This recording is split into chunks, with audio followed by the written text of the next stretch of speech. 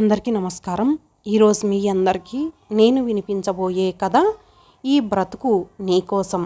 రచయిత బీర రాజు గారు. ఇక కథలోకి వెళితే, మీరు వెళ్ళక తప్పదా? నా కాళ్ళ వైపు కూర్చొని కాళ్ళను నెమ్మదిగా నొక్కుతూ అంది సుశీల. సుశీల గొంతులో వినిపించిన దిగులు ఓ క్షణం నా మనసు చివుక్కుమంది. కొన్ని క్షణాల మౌనం తర్వాత అన్నాను, లేదు సుశీల, నేను వెళ్ళాలి. ఇప్పుడు వెళ్ళకపోతే జీవితంలో మిగిలిపోయిన ఈ అసంతృప్తితోనే చచ్చిపోతాను. అయినా నెల రోజులు ఎంతలో గడుస్తాయి? లేనిపోని ఆలోచనలతో మనస్సు పాడు చేసుకోకు. నాకు తెలియకుండానే నా గొంతులో ఏదో జీర పలికింది. 10 గంటల ఆ చీకటి రాత్రిలో సుశీల మనస్సులోనూ నా మనస్సులోనూ చీకటి దట్టంగా అలుముకుంది. కొన్ని నిమిషాల మౌనం తర్వాత సుశీల నా 2 పాదాల మీద తల ఆంచి నెమ్మదిగా ఏడుస్తూ అంది, ఇంతకాలం మిమ్మల్ని విడిచి వారం రోజుల కంటే ఎక్కువ ఎప్పుడూ గడపలేదు. నన్ను మీతో పాటు తీసుకెళ్ళండి, నాకు భయంగా ఉంది. సుశీల మాటలకు అప్పటి వరకు చిక్కబట్టుకున్న ధైర్యం నాలో ఒక్కసారిగా సడలిపోయింది. నా గొంతును ఎవరో నొక్కి పట్టినట్టు మాటలు పెదవులు దాటి బయటికి రాలేదు. కొన్ని క్షణాల్లో నన్ను నేను తమాయించుకొని బలవంతంగా గొంతు పెగల్చుకొని, సుశీల, నువ్వు అనవసరంగా భయపడుతున్నావు. నాతో పాటు నిన్ను తీసుకెళ్లేవాడినే. కానీ నేను వెళ్ళే ప్రాంతాల్లో చలి ఎక్కువగా ఉంటుంది. అసలే ఆరోగ్యం అంత మంచిది కాదు. ఇటువంటి సమయంలో నువ్వు వచ్చినా చాలా ఇబ్బంది పడాల్సి వస్తుంది. అయినా రిటైర్ అయిపోయిన మనిషిని, నాకు ఇంట్లో మాత్రం ఏం తోస్తుంది చెప్పు? అనునయంగా అన్నాను సుశీలను దగ్గరకు తీసుకొని ఆమె చెక్కిళ్లపై చారలు కట్టిన కన్నీళ్లను తుడుస్తూ. కొన్ని నిమిషాల మౌనం తర్వాత సుశీల అంది, మీరు రేపు ఉదయం వెళ్తున్న సంగతి పెద్దాడికి కోడలికి చెప్పారా అని? మధ్యాహ్నం భోజనం చేస్తున్నప్పుడే చెప్పాను, ముక్తసరిగా అన్నాను. ఇంతలో పక్క గదిలోంచి చిన్నగా దగ్గు వినపడింది. ఆ వెంటనే గుసగుసలు. ఎంత వినకూడదని ప్రయత్నించినా నా చెవి పరిధిని దాటిపోలేదు. ముసలాయన పొద్దున బండిలోనే వెళ్ళిపోతాడట.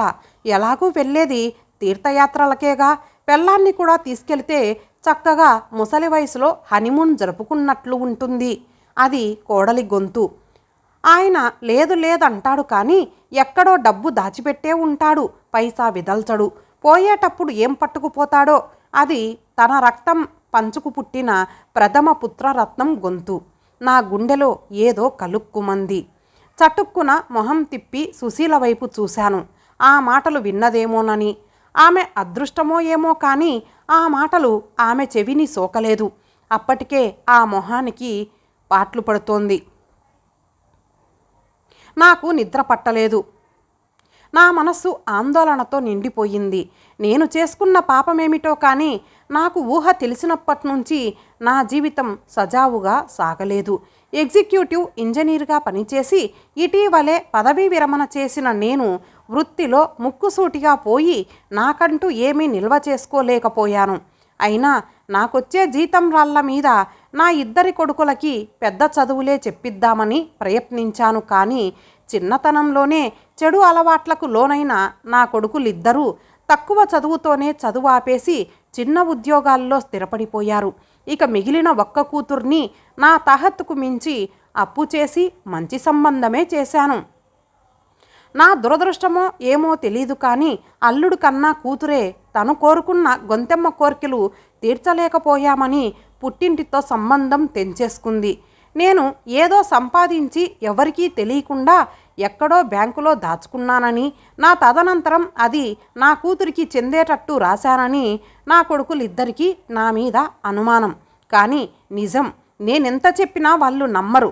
నాకు వచ్చే పెన్షన్ కొంత అమ్మేసి నా కూతురు పెళ్లికి చేసిన అప్పు తీర్చేశానని చెప్పినా వాళ్లకు నమ్మకం కుదరదు. నా బిడ్డల సంగతి బాగా తెలిసిన నేను రిటైర్ అయిపోయిన ఊర్లోనే ఏదో ఒక అద్దె కొంపలో నాకొచ్చే పెన్షన్ డబ్బులతో గడుపుదామంటే నా భార్య వినలేదు. ముసలి వయసులో ఇక్కడెందుకు, కలోగంజో పిల్లలతోనే కలిసి తాగుదామని పోరు పెట్టి లాక్కొచ్చింది. నా పిల్లల స్వభావం సుశీలకు తెలిసినా మాతృప్రేమను తొందరగా చంపుకోలేదు.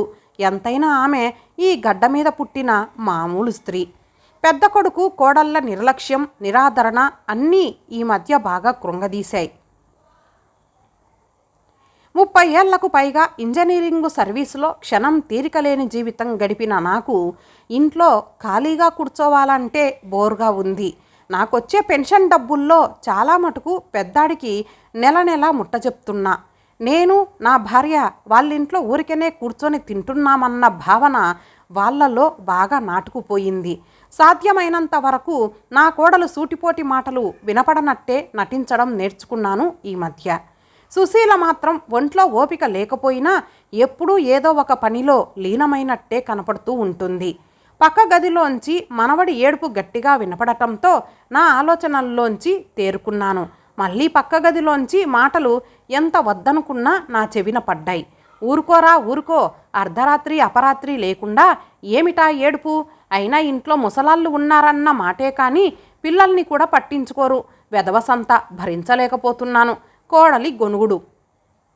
కోడలి మీద నాకు విపరీతమైన కోపం వచ్చింది. ఎంత నంగనాచిలా మాట్లాడుతోంది. పిల్లాన్ని తను ఎంతో దగ్గరకు తీయాలని ప్రయత్నించాడు. పిల్లాడు నాకెక్కడ చేరువైపోతాడో అన్న భయంతో వాణ్ణి నా ఛాయలకే రాకుండా జాగ్రత్త పడింది. ఇప్పుడు వాడు నన్ను చూస్తేనే జడుసుకొని పారిపోతుంటాడు. అందుకే నాకు ఈ జీవితం మీద విసుగెత్తింది. కొన్నాళ్ల పాటు బద్రీనాథ్, హృషికేశ్ మొదలైన తీర్థయాత్రలు పూర్తి చేసుకురావాలని అకస్మాత్తుగా ప్రయాణం పెట్టుకున్నాను. నిజానికి నాకు చిన్నప్పటి నుంచి సాహిత్యం అంటే మక్కువ ఎక్కువ. కాలేజీ రోజుల్లోనూ ఉద్యోగంలో చేరిన కొత్తలోనూ అడపాదడపా కథలు రాసి పత్రికలకు పంపించేవాణ్ణి. కొన్ని కథలు అచ్చయ్యేవి, మరికొన్ని తిరిగొచ్చేవి. తర్వాత ఉద్యోగంలో బిజీ అయిపోయి పుస్తకాలు చదవడం రాయడం మానుకున్నాను. కానీ నాకు చిన్నతనం నుంచి ఓ కోరిక మనసులో మిగిలిపోయింది. అదేమిటంటే దేశాటన చేసి వివిధ రకాలైన జీవితాలను సునిశితంగా గమనించి జీవితం మీద ఓ మంచి నవల రాయాలని. ఆ కోరిక ఇంతకాలానికి ఈ రూపేణా నెరవేరబోతోంది. బయట చర్చి గంటలు 3 కొట్టాయి. నాకు ఇంక నిద్ర పట్టలేదు. నెమ్మదిగా లేచి పెరటి తలుపులు తీశాను. చల్లటి గాలి రివ్వున మొహం మీదికొచ్చింది. తలుపు చప్పుడుకు గబుక్కున లేచి కూర్చుంది సుశీల. టైం ఎంతయింది? అప్పుడే లేచిపోయారేం? ఆవలిస్తూ అంది. ఇంకా ట్రైన్కు చాలా టైం ఉంది కానీ నువ్వు పడుకో, వెళ్ళే ముందు లేపుతాలే అన్నాను. ఇంకేం పడుకుంటానులేండి, మీకు మొహం కడుక్కోవడానికి వేన్నీళ్లు పెడతాను ఉండండి అంటూ లేచి వెళ్ళి పెరటి వరండాలోనున్న స్టవ్ వెలిగించింది. కాలకృత్యాలన్నీ ముగించుకునేటప్పటికి గంట పైగా పట్టింది. నా సూట్ కేస్ తీసుకొని బయలుదేరాను. గుమ్మం వరకు వచ్చిన సుశీల అంది, పెద్దాడిని లేపమంటారా? వద్దు, మంచి నిద్రలో ఉన్నట్లున్నాడు, పడుకోనియ్యి అన్నాను. మీ ఆరోగ్యం జాగ్రత్త, వేళకి తినడం మర్చిపోకండి, 2 రోజులకో ఉత్తరం రాయండి, గుమ్మం దాటి నాతో పాటు నడుస్తూ అంది. అలాగే కానీ నువ్వు ఆరోగ్యం జాగ్రత్తగా చూసుకో. ఒంట్లో ఏమాత్రం బాగోలేకపోయినా పెద్దాడితో మందులు తెప్పించుకో, అలక్ష్యం చేయకు. నేను త్వరగా వచ్చేస్తానులే, దిగులు పడకు. ఆఖరి మాట అంటున్నప్పుడు నా గొంతు ఎందుకో వణికింది. అలాగే కన్నీళ్లతో అంది. భారంగా అడుగులేసుకుంటూ రిక్షా స్టాండు వైపు కదిలాను. రైలు వేగంగా దూసుకుపోతోంది. చీకటి తెరలను చీల్చుకొని వెలుగు కిరణాలు దూసుకొస్తున్నాయి. తూర్పు ఎర్రబడుతోంది. తూర్పు నుంచి వచ్చే చల్లటి గాలి కిటికీలోంచి రివ్వున దూసుకొచ్చి చెవుల్లో గిలిగింతలు పెట్టింది. సూట్ కేసులో ఉన్న మఫ్లర్ తీసుకొని చెవుల మీద నుంచి చుట్టుకున్నాను.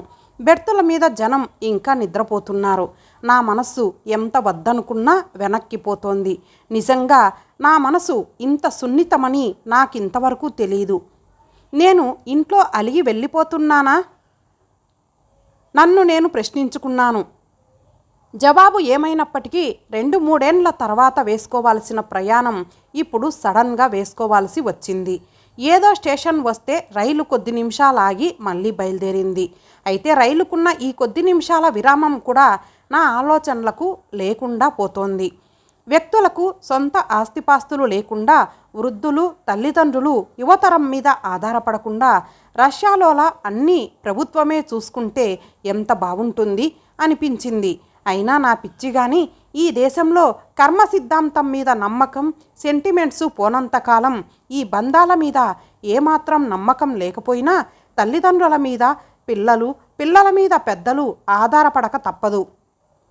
అయినా లోకంలో నా బిడ్డలు లాంటి బిడ్డలే ఉంటారా అందరూ? నా బిడ్డల్ని నేను సరిగ్గా క్రమశిక్షణలో పెంచలేదేమో.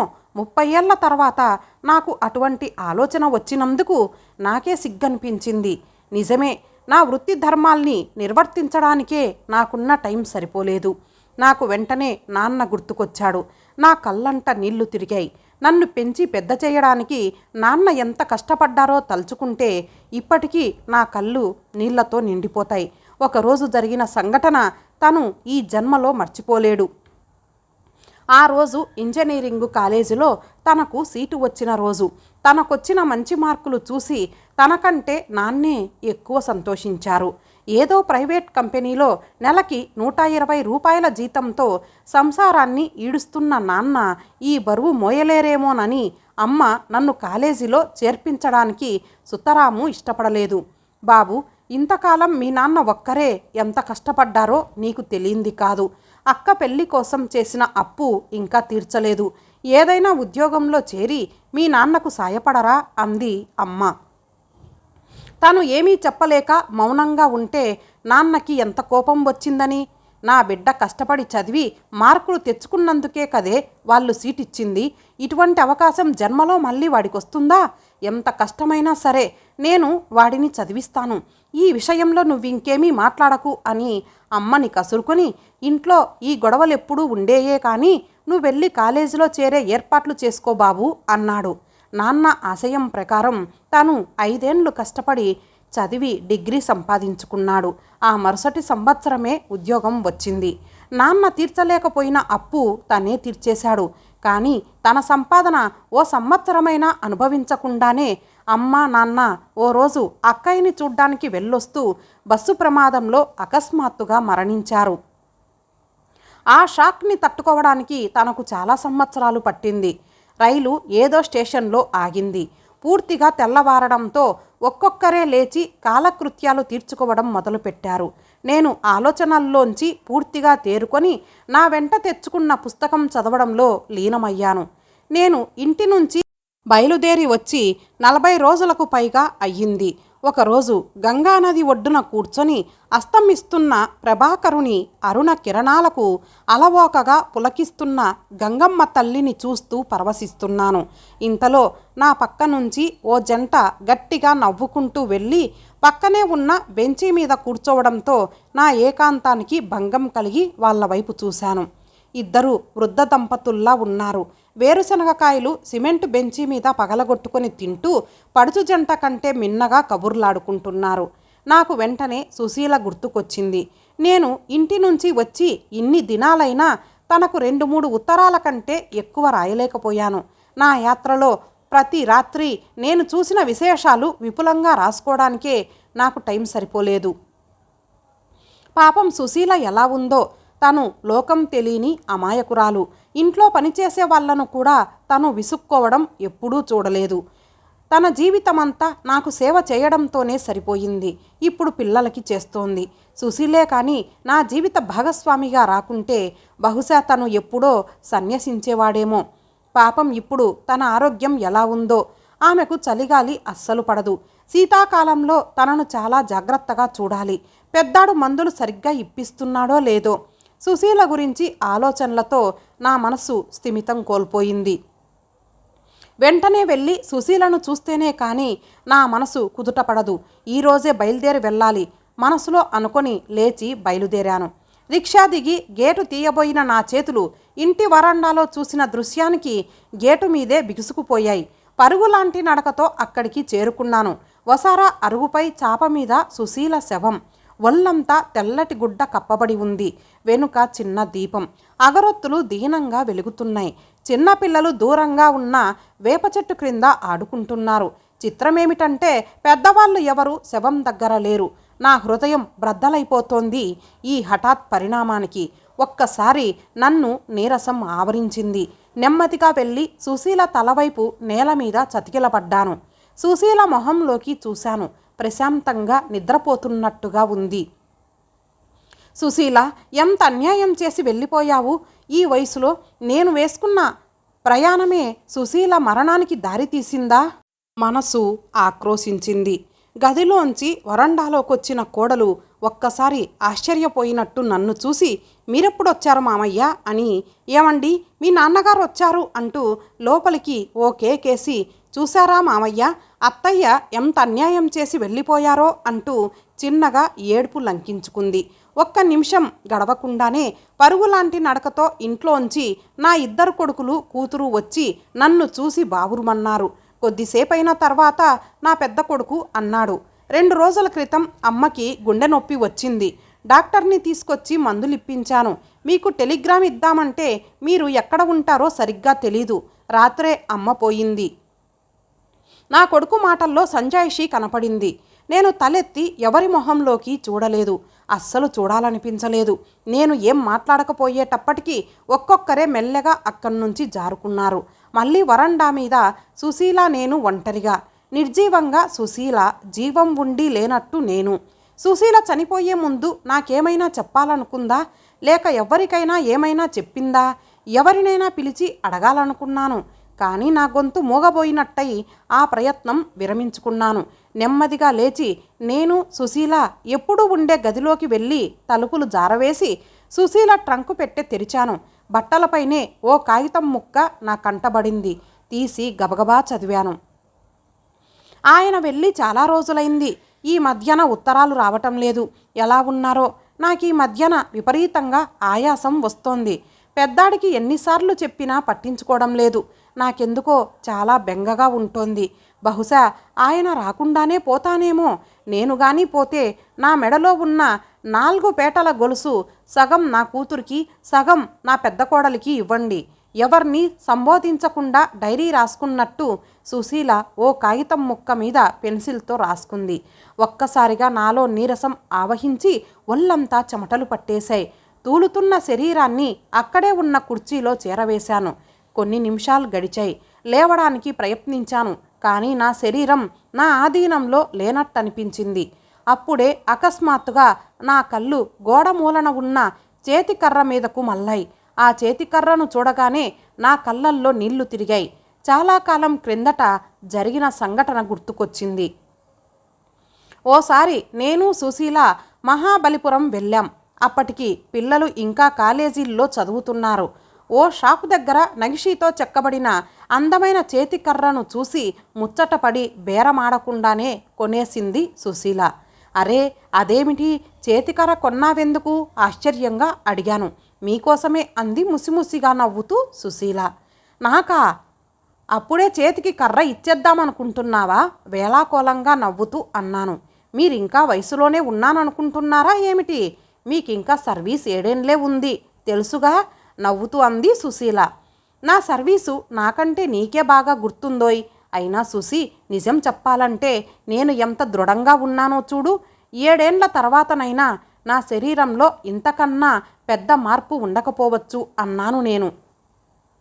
అబ్బా, ఊరికే కంగారు పడకండి. మీరు బాగా ముసలివారైపోయిన తర్వాత చేతికర్ర సహాయంతో నడుస్తుంటే ఎలా ఉంటారో చూడాలని నా కోరిక. అందుకే ఇది కొన్నాను. పగలబడి నవ్వుతూ అంది. ఆ అవసరం నాకు రాదు, సీరియస్గా అన్నాను. ఎందుకని? ఆశ్చర్యంగా అడిగింది సుశీల. ఆ మాత్రం తెలీదా పిచ్చిదానా? నాలో సగభాగం నువ్వు. నేను నడవలేని స్థితిలో నీ భుజం మీద చేయి వేసి నడుస్తాను, కానీ ఇటువంటి కర్ర సహాయంతో కాదు అన్నాను తేలిగ్గా నవ్వేస్తూ. నేను గాని మీకంటే ముందు పోతే అంది సుశీల. సుశీ, నీకు ఈరోజు పిచ్చిగాని పట్టిందా ఏమిటి? ఏమిటి వితండవాదం? అయినా నేను నీకంటే దాదాపు 10 ఏండ్లు పెద్ద. అది మర్చిపోయావా? పద, టైం అయిపోతోంది బస్సుకి చిరుకోపంగా అన్నాను. ఇప్పుడు ఒక్కసారిగా 10 ఏళ్ల వయసు మీద పడినట్టనిపించింది. కుర్చీలోంచి నీరసంగా లేచి మూలనున్న చేతికర్రను అందుకొని తలుపులు తీశాను. నాన్న, మీరిక్కడున్నారా? మీకోసమే వెతుకుతున్నాం, పదండి అంటూ నా పెద్ద కొడుకు వరండాలోకి దారి తీశాడు. 15 నిమిషాలు గడవకముందే పాడె పైకి లేచింది. ఇంట్లో శోకాలు తీవ్ర స్థాయినందుకున్నాయి.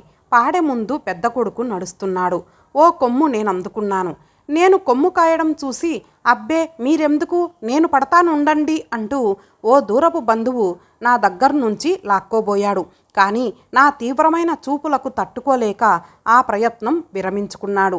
ఇన్నేళ్లుగా నా సేవకు అంకితమైపోయిన సుశీలకు ఈ మాత్రం కూడా చేయలేకపోతే ఇప్పటి వరకు బ్రతికిన నా బ్రతుకుకు అర్థం గోచరించదు అనిపించింది. పాడ శ్మశానం చేరుకుంది. బ్రతికుండగా తల్లి హృదయానికి మంటబెట్టినా ఇప్పుడు ఆమె చితి ముట్టించినందుకు నా పెద్ద కొడుకును చూసి సుశీల ఆత్మ ఏమనుకుందో ఏమో కానీ చితి ముట్టించి కన్నతల్లి రుణం తీర్చుకున్నానన్న తృప్తితోనో ఏమో నా పెద్ద కొడుకు దీర్ఘంగా నిట్టూరుస్తూ వచ్చి నా పక్కన నిలబడ్డాడు.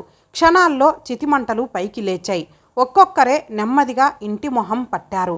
నా రెండో కొడుకు ఎప్పుడు జారుకున్నాడో తెలీదు. చితి పూర్తిగా కాలి బూడిదయ్యేటప్పటికి నేను నా పెద్ద కొడుకు మాత్రం అక్కడ మిగిలాం. అక్కడే ఉన్న తుమ్మ చెట్టు కింద కూర్చున్న నా దగ్గరకొచ్చి, నాన్న ఇంటికి వెళ్దాం పదండి అన్నాడు. నేను లేచి నిలబడ్డాను. నా చొక్కా జేబులో చేయి పెట్టి సుశీల రాసిన ఉత్తరం, ఆమె గొలుసు, 700 రూపాయలు ఉన్న నా బ్యాంకు సేవింగ్ బుక్కు తీసి వాడి చేతిలో పెట్టాను. ఇప్పుడు ఇవన్నీ నాకెందుకు నాన్న, మీరింటికి పదండి ముందు అన్నాడు. నువ్వెళ్ళు, నేను కొంచెం సేపు ఆగి వస్తాను. ఎక్కడో నూతిలోంచి వచ్చినట్టు అనిపించింది నా మాట. నాన్న, మీరు ఏదో చెప్పాలనుకొని నా మొహంలోకి చూసి ఆ ప్రయత్నం విరమించుకొని గబగబా నడిచి వెళ్ళిపోయాడు. అప్పటి వరకు నిగ్రహించుకున్న దుఃఖం కట్టలు తెంచుకుంది. సుశీల, నిన్ను నేనే చంపుకున్నాను. నీ కోరిక ప్రకారం నీ దగ్గరే ఉంటే నువ్వు తప్పక బ్రతికి ఉండేదానివి. కట్టుకున్న భర్త దగ్గర లేక, కన్న పిల్లల ఆదరణకు నోచుకోలేక ఆఖరి క్షణాల్లో నువ్వు ఎంత నరకం అనుభవించి ఉంటావో నేను ఊహించుకోగలను. చితి మీద పడి పొర్లి పొర్లి ఏడుస్తున్న నాకు అకస్మాత్తుగా జ్ఞానోదయం కలిగినట్టయింది. నాలో ఉన్న నీరసం ఏమైపోయిందో తెలీదు కానీ ఆవేశంతో ఒక్కసారి పైకి లేచి చితి నుండి గుప్పెడు బూడిద తీసి నా జేబులో వేసుకున్నాను.